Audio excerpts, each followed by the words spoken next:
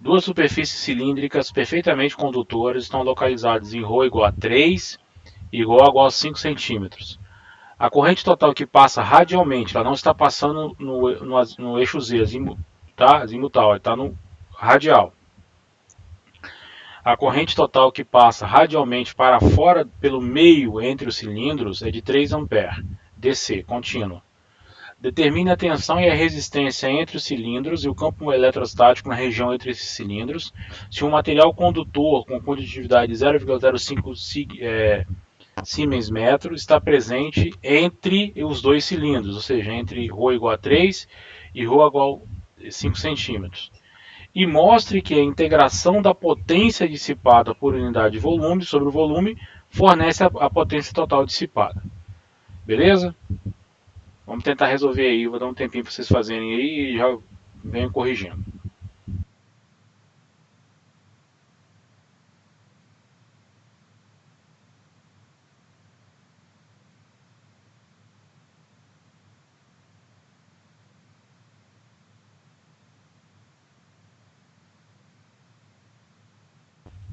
Vamos lá então, gente. Se a gente for ver como é que a questão está estruturada, eu tenho dois cilíndricos concêntricos e aqui no meio entre eles eu vou ter, nessa região aqui, eu vou ter um condutor, um meio dielétrico ali naquela região, tá? Exatamente aqui nessa região aqui marcada aqui, eu vou ter aqui um meio dielétrico e a corrente está fluindo nesse sentido aqui radial, especificamente aí dessa superfície aí. A corrente, pessoal, vai ser dada pela integral de superficial da densidade de corrente nessa integral de superfície, JDS, né? Lembrando que isso é um produto escalar. Como eu tenho, e quem vai ser meu ds? O meu ds vai ser o ρ dz dφ na direção ρ unitário. E a minha densidade de corrente vai ser uma densidade de corrente também na direção ρ unitário. Logo, o meu integrando é algo parecido com isso aqui. A minha integral vai ser, eu já tenho um valor dessa integral que é 3. Como a densidade de corrente ela é constante, ela sai de dentro aí dessa integral, ela não varia na realidade. E esse aqui é um valor constante. E eu vou fazer a integral. Reparem que ela só deve variar em relação a ρ. Ela não varia, ela é constante em relação a z e a φ. Ela pode depender de ρ. Eu saio de dentro, tiro esses dois caras de dentro da integral. E aí eu vou ter a integral em dz e em dφ. Z variando de 0 a L e dφ variando de 0 a 2π, que vai me dar 2πL aqui. Logo, a densidade de corrente, o modo da densidade de corrente na direção ρ é dado por essa expressão. Ou seja, ele decai com o inverso aí da direção radial. Colocando isso em formato vetorial, eu tenho essa expressão aqui para a densidade de corrente. Logo, o campo eletrostático é a densidade de corrente dividido pela condutividade. Daí chega na expressão do campo eletrostático entre esses dois cilindros aí, que é dado por essa expressão. Beleza? Reparem que tudo parte, gente, esses exercícios todos quase partem exatamente dessa definição aí da corrente e da densidade de corrente superficial, tá? Lembrando que dada a densidade de corrente superficial, vocês vão fazer uma integral de superfície para obter a corrente. Na letra B, eu peço que mostre que a integração da potência dissipada por unidade de volume sobre o volume fornece a potência total dissipada. A primeira coisa que eu tenho que saber é calcular a diferença de potencial, tá, entre esses dois caras. Qual é a diferença de potencial ali naquela região entre os dois cilindros? A diferença de potencial vai ser a integral de caminho, menos a integral de caminho do campo eletrostático na direção dl. O meu dl aqui em coordenadas cilíndricas é dado por essa expressão, tá? dρ na direção ρ, ρ dφ na direção φ e z dz na direção z. Como o meu campo que a gente obteve no item anterior, ele tem componentes apenas na direção radial, o produto escalar por esses dois outros termos vai ser zero. Então, ao invés de eu ter três integrais, porque essa integral de linha resultaria em três integrais, porque o dl tem essa característica, esse aqui é o dl em coordenadas cilíndricas, eu passo a ter uma única integral e apenas em ρ. Então, essa parte que não depende de ρ sai de dentro da integral e eu vou ter uma integral simples de ρ sobre ρ, que vai dar ln de ρ. O sigma é 0,0.5, né? E aí eu vou ter ln de ρ entre 3 e 5. Logo, ln de 5 menos ln de 3 é a mesma coisa que ln de 5 sobre 3. Essa aqui seria a expressão, então, da diferença de potencial. Fazendo ln aqui multiplicando por 9,549, eu tenho aqui a DDP entre esses dois cilindros, na região entre os dois cilindros aí. Repara que ela depende também do tamanho, tá? Da altura desses cilindros. Logo, a resistência vai ser dada por essa diferença de potencial dividido pela corrente, que é dado por essa expressão. Lembrando que a corrente é igual a 3. E aí a gente tem a resistência também entre esses dois cilindros. A potência nós já vimos que vai ser igual a R vezes I ao quadrado, onde I é a corrente. Então a potência que eu tenho lá é dada em watts, dividido aí pelo comprimento. Ok, pessoal? Dúvidas?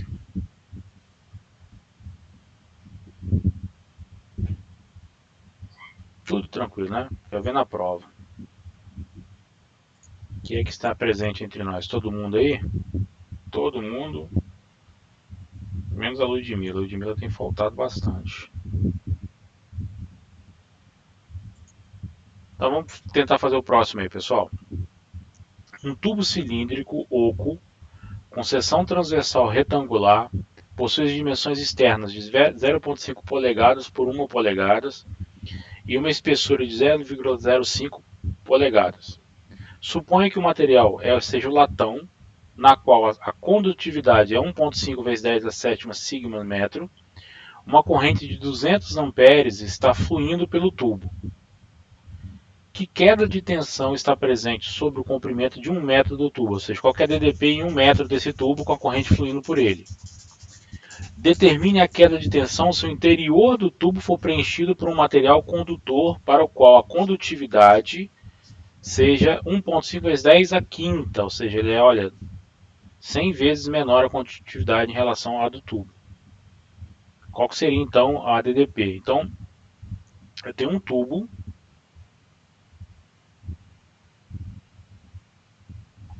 tá? Isso aqui é vazio e a corrente está fluindo pelo esse tubo, tá?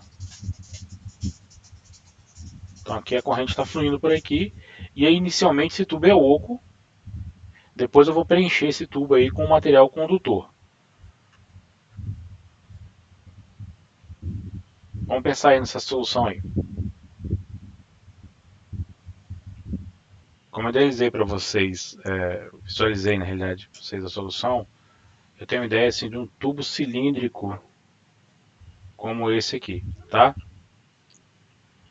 Então se eu for fizer uma seção, um corte na seção desse tubo, eu vou ter 5 polegadas por 1 polegada com espessura de 0,05 polegadas aí, ó, como tá aqui, ó. Tentei descrever aí, tentou descrever. Logo eu quero calcular essa área aqui, tá? Essa área A é exatamente essa área que é a diferença entre as duas áreas, a área interna da área externa. Que está dando aí 0,14 polegadas quadradas, tá, pessoal? Muito cuidado com essa questão de unidades. Algumas das nossas questões, nossas questões vêm do RAID. Algumas ele está usando em coordenadas de comprimento, ou de área, ou de volume, em coordenadas fora dos SI, tá? Então, cuidado na hora de fazer as conversões, tá, gente? Lembrando que a gente sempre tem que trabalhar no SI aí, dentro do possível. Então, e como acabei de falar isso para vocês, ó, temos que converter isso aqui em metros quadrados. Tirar de coordenadas quadradas para metros quadrados é o que está aqui. Então, como é que vai ser dada a queda de tensão? A queda de tensão é a resistência vezes a corrente, só que nós sabemos também que a resistência é dada também pelo comprimento L sobre a condutividade dividido pela área. Tá? Isso aí nós já vimos anteriormente. E aí eu tenho esse valor de comprimento, nós vamos substituir os valores e a gente vai obter que a resistência então desse tubo 7,4 vezes 10 a menos 4 ohms. Logo, a queda de potência vai ser dada pela corrente vezes esse valor aí, que é dado por 0,147 volts, tá, pessoal? Então, um tubo de cobre com essas características, com essa corrente de 200 amperes e um segmento de 1 metro desse tubo, a gente tem essa queda de tensão aí, tá? Quanto maior for a diferença, quanto maior for o comprimento, lógico, maior vai ser a DDP, né? A queda de tensão vão só aumentando, tá? Agora, qual que é a queda de tensão se eu pegar esse tubo e preencher com um material condutor com essa característica aqui de condutividade, tá? Então, aí a área vai variar também, né? 0,36 polegadas ao quadrado, tá? Converto isso para metros quadrados, acho a nova resistência, porque eu tenho também um condutor interno. Eu tenho um condutor interno e um condutor externo. Esse aqui é a área, aquela parte da área do condutor interno. Aqui, ó, preenchido aqui.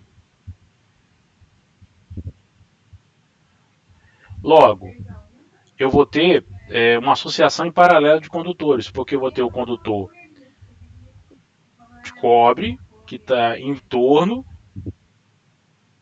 Aqui eu vou ter uma resistência e aqui dentro eu vou ter outra resistência, tá, pessoal? Aqui eu vou ter outra resistência. Logo, qual que é a resistência resultante? Eu vou ter uma associação de condutores, de resistores em paralelo. Então aí eu calculo a resistência resultante desse material, porque a corrente agora ela vai fluir tanto na borda, que é cobre, quanto nesse por dentro. Mas lembrando que eu tenho uma maior condutividade na borda, ou seja, nessa região.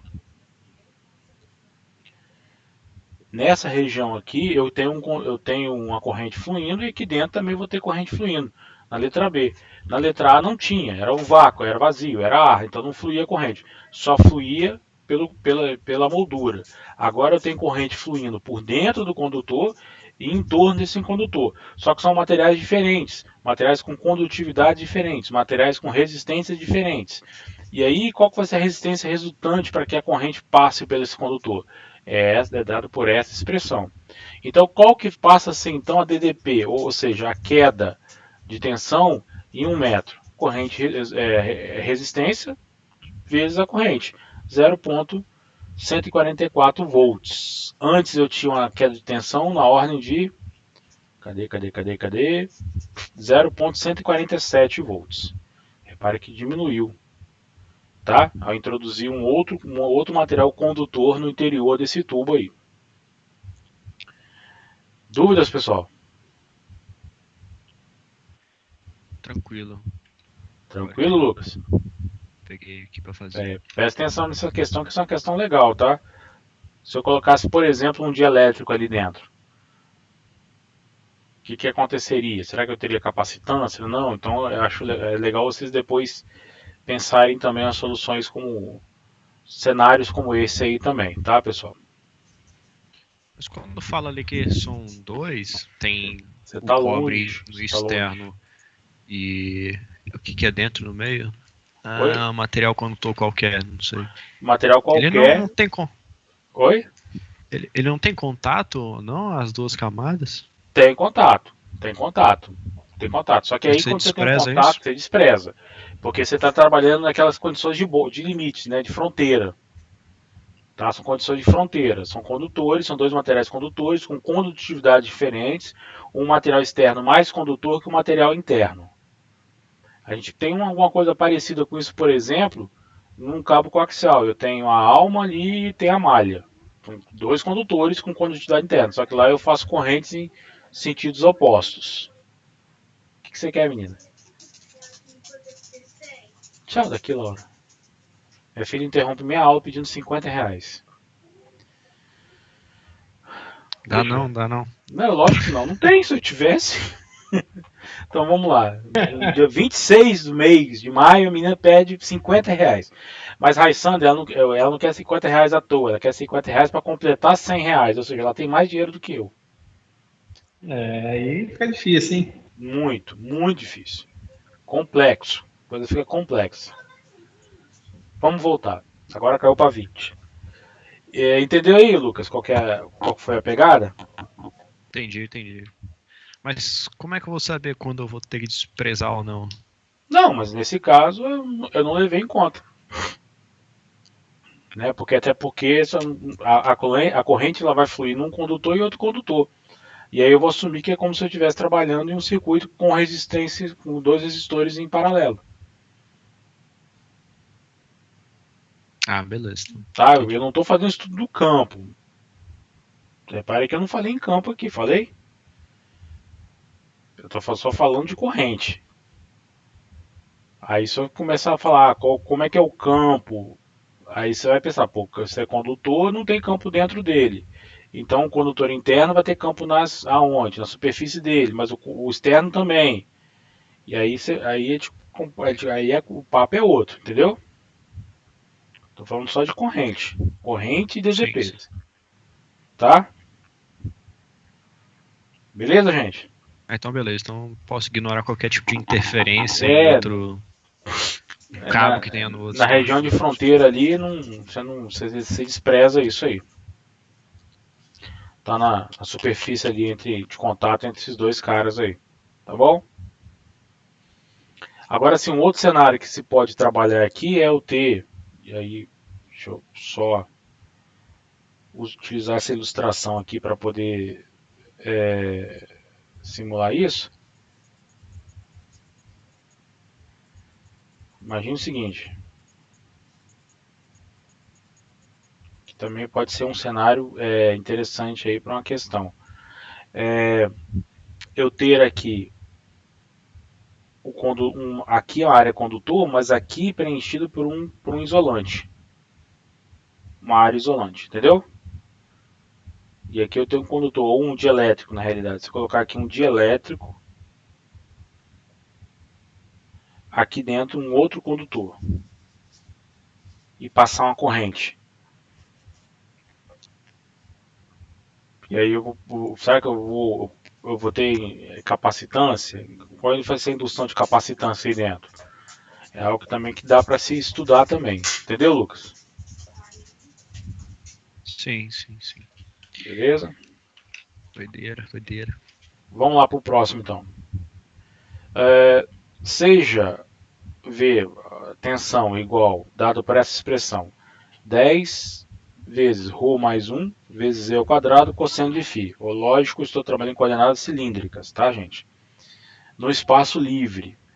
Letra A. Considere a superfície equipotencial com V igual a 20. Tá? Tá até a solução do lado aí, depois eu vou explicar. Defina então qual é essa superfície condutora. Determine a equação dessa superfície. Depois determine ρ e o campo elétrico no ponto da superfície condutora, onde φ igual a 0,2π e z igual a 1,5. E depois determine a densidade de carga naquele ponto. Vamos lá, vamos pensar aí.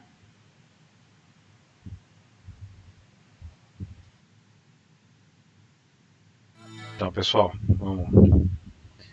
Primeiro, eu quero achar a equação da superfície, então, onde eu tenho a tensão igual a 20. Bom, ser bem direto, pessoal, até lembrar a época de cálculo 3 aí, geometria analítica, basta igualar aquela expressão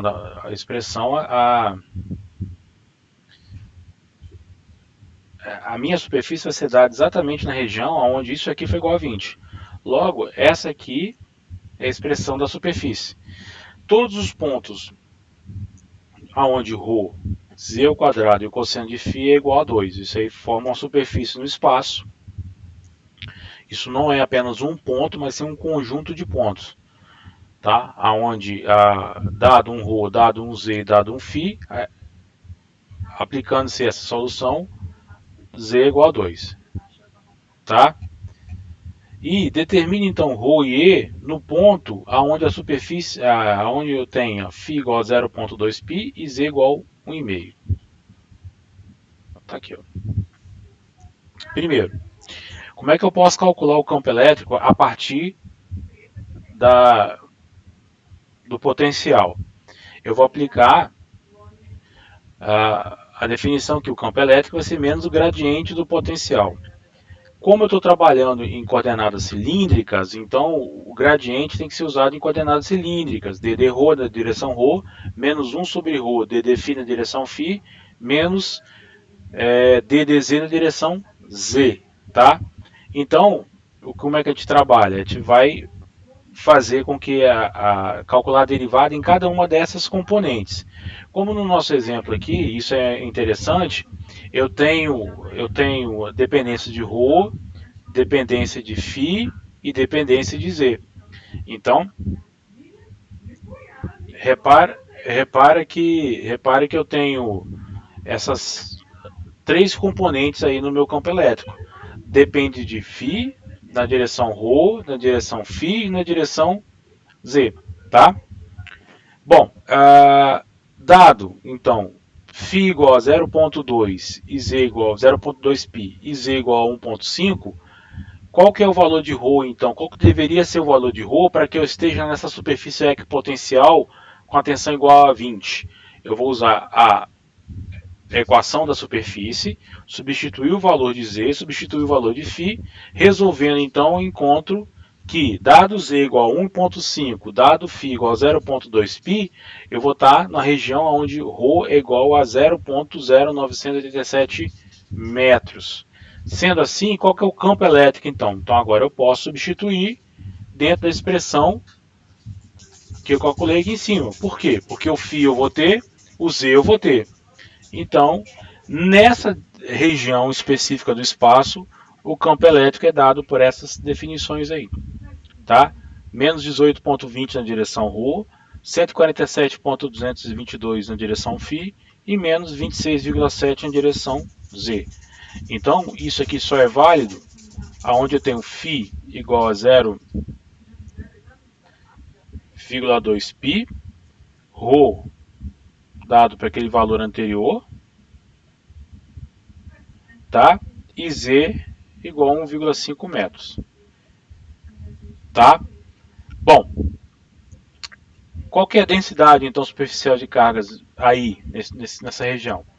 A densidade superficial de carga vai ser igual exatamente à densidade de campo elétrico na região normal, que vai ser exatamente igual na direção ρ. Tá? Então, eu vou ter que ε0 vezes o módulo de ρ, do campo nessa direção. Calcula-se o campo elétrico aqui, ó, o módulo do campo elétrico perpendicular. Como é uma superfície equipotencial, o campo elétrico ele é perpendicular nessa posição, nessa região. Então, qual que é o módulo do campo elétrico? Componente em ρ ao quadrado, componente em φ ao quadrado, componente em z ao quadrado. Logo, a densidade superficial de cargas aqui é 1,33 vezes nanocúbio por metro quadrado. Então, dado essa estrutura aqui, nessa superfície equipotencial, especificamente, eu vou ter o campo eletrostático dado por essa expressão, eu vou estar a uma distância radial aí de z dado por esse valor, e vou ter uma densidade superficial de cargas dado por esse valor aqui. Alguma dúvida aí, pessoal? Entendi. A letra B é facinho de fazer. Não, a letra B é essa substituição de variáveis, mas o pulo do gato da letra B é entender isso aqui, entendeu, Lucas? Que é aplicar aí o gradiente do potencial. Até porque você já tinha chegado falando que eram coordenadas cilíndricas, eu falei, opa, vou ter que usar gradiente em algum lugar aí. Tem que ficar claro nisso aí também. Então vocês vão ter que assim, aplicar esses operadores especificamente, respeitando as coordenadas específicas que estiver trabalhando, tá? Para não ter trabalho depois aí e ter algum tipo de problema. São mais uma atenção importante. A questão da umidade, né? E a questão do uso correto dos operadores, gradiente, divergente, tá? Isso depende de coordenadas cartesianas, coordenadas esféricas e coordenadas cilíndricas, ok? Beleza. Ah, só uma coisa ali em cima, eu não entendi. Eu tirei o print para poder copiar, porque eu sabia que você ia descer. Ali onde fica o vetor do campo e. Cadê? Ali, ó, onde tá vendo que tem aquela maior expressão aí que tá circulada? Vetor do campo é igual a menos 10e, isso aí. Uhum. Pra onde que foi o campo?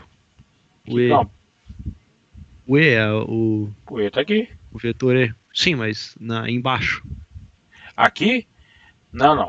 Aqui é o seguinte, aqui eu achei a expressão do campo, beleza? Só que eu quero saber qual é o campo eletrostático aonde φ é igual a 0,2π, aonde Z é igual a 1,5, e eu estou sobre essa superfície equipotencial, então eu tenho que achar ρ. Então eu aplico aqui para achar o ρ aqui, entendeu? Para depois substituir o ρ aqui em cima. São coisas diferentes, entendeu, Lucas? Ah, tá, entendi. Você pulou de uma coisa para outra, entendeu? Isso, Entendi. então aqui, ó. Aqui, deixa eu apagar aqui, já embola tudo. Vamos lá. Aqui, ó, vou fazer até colorido, assim, ó, em homenagem ao Edrivelto. Aqui eu acho o ρ, beleza? E aí depois eu olha só em que homenagem bonito. ao Plitsky. Olha que bonito, Edrivelto. Colorido. Tá bem unicórnio. Tá bom? Beleza, Cris? Entendi, valeu. Então vamos pro Pede próximo. pra ele falar o nome dele que você vai entender porque que ele gosta de colorido. Ele fala Clitz. Tá bom. Daqui a pouco você volta naquela mesma mistério. Vamos pro próximo aí. Dado o campo de potencial, tem uma discussão aqui atrás aqui. Só um instante. A briga aqui, o DR aqui. Dado um campo potencial 100 vezes 100 xe sobre x ao quadrado mais 4 no espaço livre. Determine a densidade de campo na superfície z igual a zero. Mostre que a superfície em z igual a zero é uma superfície equipotencial. E admita que a superfície z igual a zero é um condutor. E determine então a carga total na porção do condutor entre x igual a 0 e x igual a 2, e y igual a menos 3 e y igual a 0. Vamos lá, pessoal.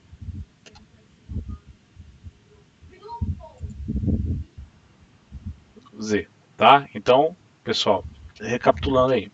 A densidade de campo é dada por menos epsilon0, gradiente do potencial, porque eu vou usar essa expressão para densidade de campo, sendo permissibilidade vezes o campo eletrostático, mas o campo eletrostático, por sua vez, é menos o gradiente do potencial. Então eu substituo, e aí eu chego nessa expressão dada aí pelo gradiente.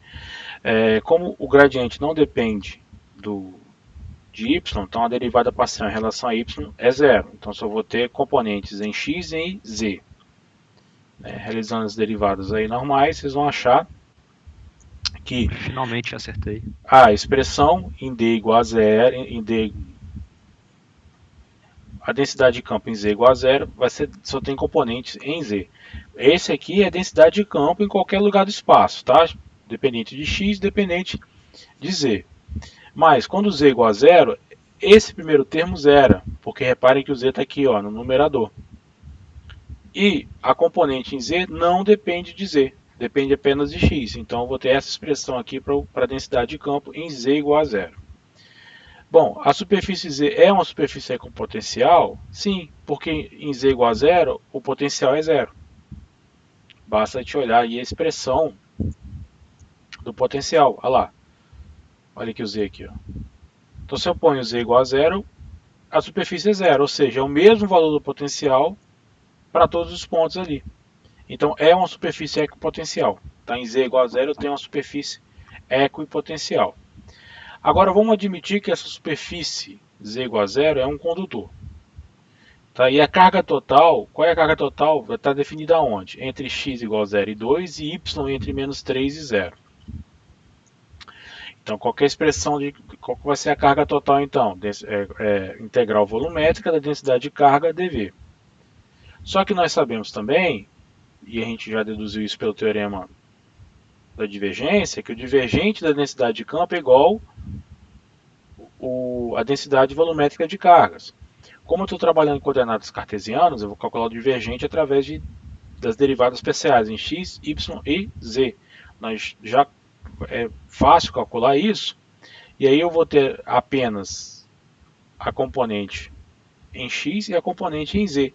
A componente y não tem, porque não tem componente em y. A derivada aqui em x, por que eu só tenho a derivada em x? Porque quando eu for derivar esse cara aqui, ó, a dz é igual a zero. Por quê? Porque a componente em z da densidade de campo não depende de z. Então a derivada parcial desse cara aí é zero. Eu só vou ter derivada então na componente dependente de x na direção x da densidade de campo. Derivando, vocês vão encontrar essa expressão então aqui para a densidade volumétrica de cargas em z igual a zero. Ok? Conseguiu chegar nesse valor aí, Lucas? Na primeira sim, eu consegui. Na segunda eu achei que tinha que fazer mais uma coisa, eu não terminei. Não, mas entendeu aqui, né? Entendi. Ali é tranquilo, é só aplicar as coordenadas e tal. É só derivada direta, tá, gente? Aqui não tem, é aplicar o princípio, aqueles princípios que nós já utilizamos anteriormente, tá? A pegada vai ser mais ou menos essa aí da avaliação, tá, gente? Não tem muita dedução, não. É aplicar direto os princípios. Vou fazer mais uma por hoje. Vou fazer 19. Vamos lá. Seja o potencial igual a 20x ao quadrado yz menos 10z ao quadrado no espaço livre.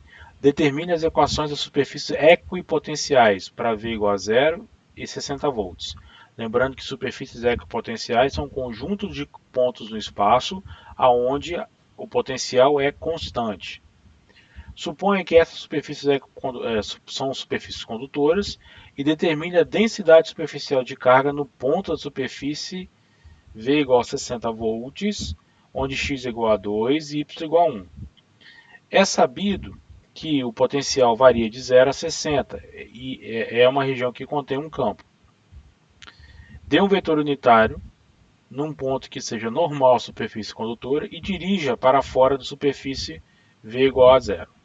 Então vamos tentar resolver a 19 aí, pessoal, para te fechar aí.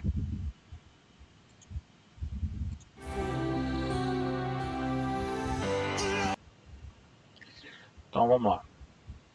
Bom, potencial está dado. Essa expressão aí que depende dessas coordenadas, né? Lembrando que o potencial é um campo escalar, né? Então vamos achar que as equações de superfície equipotenciais em V igual a 0.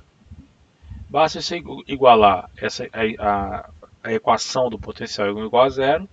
Então essa aqui é a equação da superfície equipotencial em V igual a 0. Ok, pessoal? Z igual a x ao quadrado, 2x ao quadrado, y.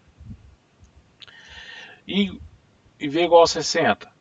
Iguala a 60. E aí eu vou ter, essa aqui vai ser a equação para a superfície equipotencial, para esse potencial, aonde V a constante é 60. Então, aí lembrando a questão de geometria analítica, tá? O que significa uma superfície? Significa que os pontos que compõem aquela superfície têm que satisfazer uma determinada relação, e a relação é essa. Então z tem que ser 2 vezes o quadrado de x vezes y.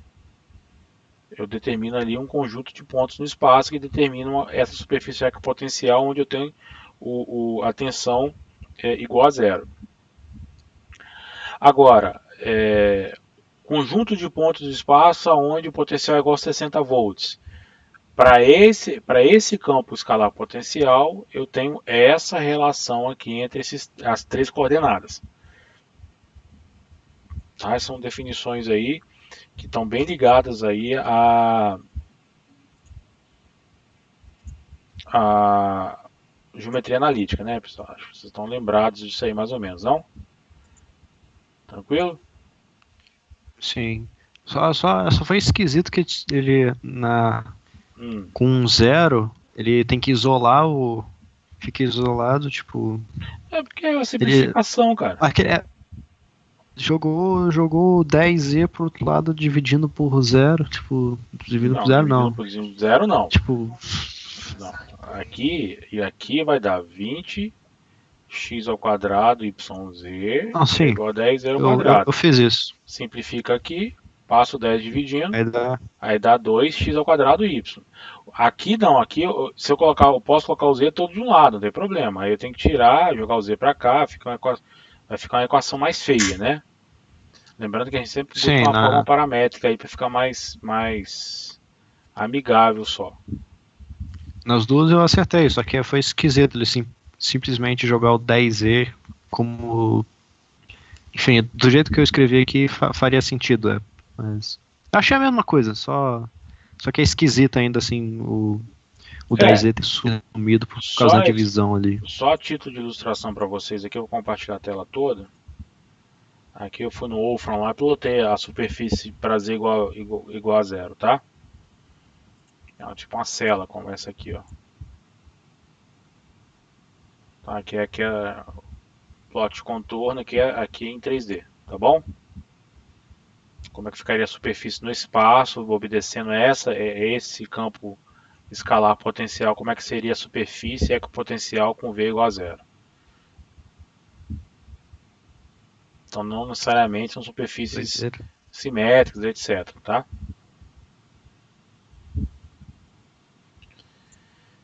Bom, a densidade superficial de carga no ponto da superfície com V igual a 60 volts, onde x é igual a 2 e y é igual a 1. Bom, a densidade superficial de cargas é igual ao módulo do vetor densidade de campo na direção normal à superfície. Lembrando que essa aqui é a expressão para a densidade de campo, então a gente calcula o nosso vetor de densidade de campo, né, aplicando o gradiente em cima do menos ε0, gradiente do potencial. Né, derivadas parciais, como estou trabalhando com coordenadas cartesianas, e o potencial depende de x, y, z, as três coordenadas vão existir, e aqui a gente chega na expressão da nossa densidade de cargas. Ó. Densidade de carga, densidade de campo elétrico ali, vetor de densidade e intensidade de campo elétrico naquela superfície. Ok? Bom,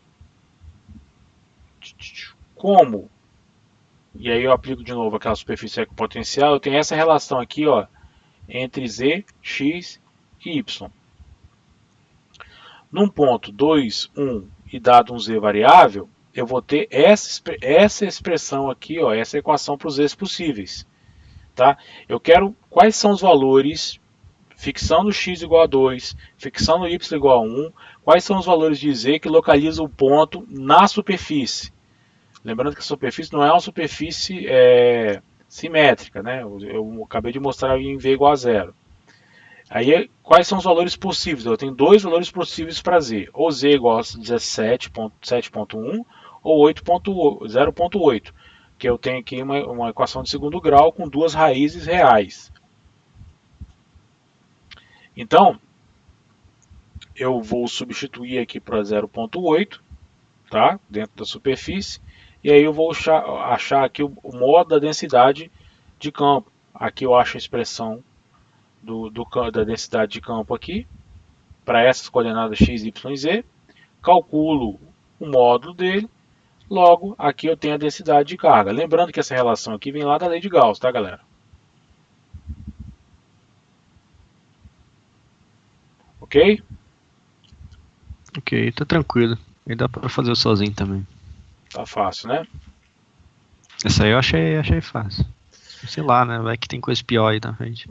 Tem, pior que tem. Tem mais 10 páginas aqui pra frente. O vetor unitário no ponto que seja normal a superfície condutora e dirigida para fora da superfície V igual a zero é simples demais, tá, pessoal? Isso aqui, ó. É só uma expressão. É menos o gradiente do potencial dividido pelo módulo do gradiente. Aí é só... Essa é a expressão desse vetor unitário que sempre vai ser normal à superfície equipotencial.